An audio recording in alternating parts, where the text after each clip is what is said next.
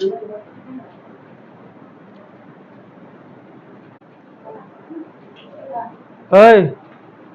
কি কৰি আছা? ভাত বাৰ যা, ভাত বাৰ। খালি দিনটো মোবাইল টিভি থাকা তই না?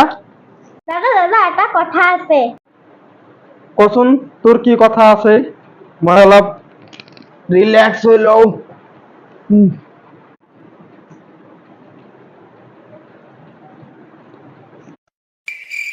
দাদা তোৰ কাৰণে এটা ভাল খবৰ আছে এটা বেয়া খবৰ আছে, কোনটো আগে কম?